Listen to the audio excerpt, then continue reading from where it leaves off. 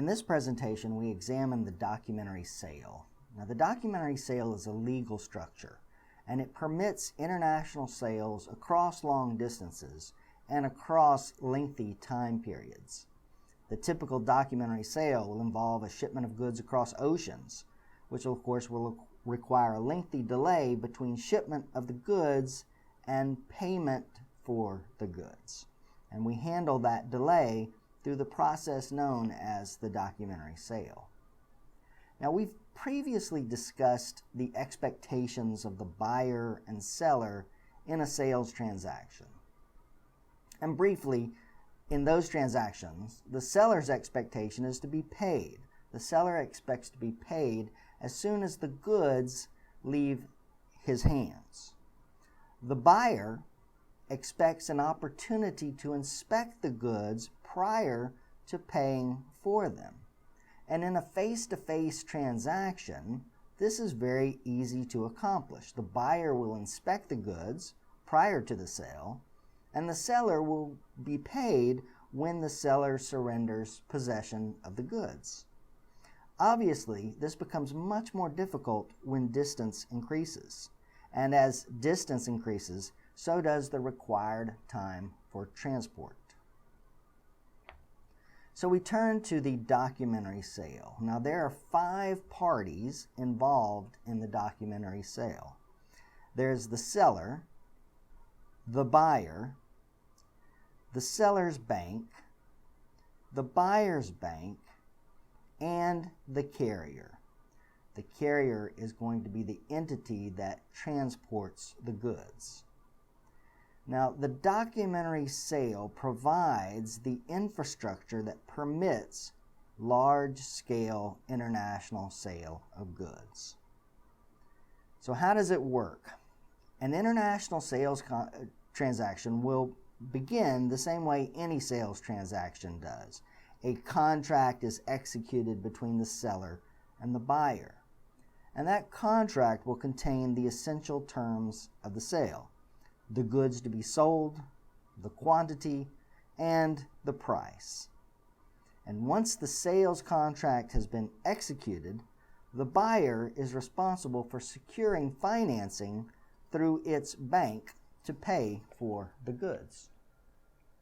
Now, the buyer's bank is going to issue a legal document called a letter of credit, and it will send that letter of credit to the seller. Now, the letter of credit is a legal document that reflects the bank's willingness to extend credit to the buyer for the amount of the sale. The letter of credit thus provides the seller with the assurance that the buyer has sufficient financial resources to purchase the goods that are being purchased. Once the seller has received the letter of credit from the buyer's bank, the seller can ship those goods. And the seller can ship those goods knowing that if the goods conform with the contract, it will be paid on delivery of the goods. Now, once the seller receives the letter of credit, which again is assurance of the buyer's ability to pay, the seller can now deliver the goods to the carrier. And in exchange for the goods, the carrier will give the seller another legal document called a bill of lading. Now, the bill of lading is very important, and in fact, the bill of lading has 3 different uses. First of all, the bill of lading serves as the contract of carriage for the transport of the goods.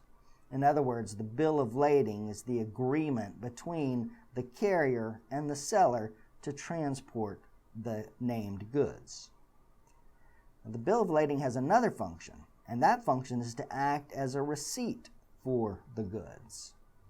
Thus, the carrier will note on the bill of lading any defects or damages in the goods that exist at the time of delivery. The bill of lading acts in the same manner as a warehouse receipt. The final function of a bill of lading, and probably its most important, is that the bill of lading serves as title to the goods. When the bill of lading is issued by the carrier, at that point, ownership of the goods is legally separated from possession of the goods. At this point, whichever party owns the bill of lading owns the goods that the bill of lading describes. So the bill of lading becomes a legal document, a negotiable document that can be exchanged between the parties.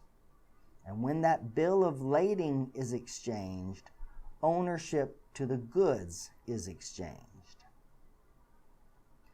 Now, once the seller receives the bill of lading from the carrier, it will then transfer the bill of lading to its bank.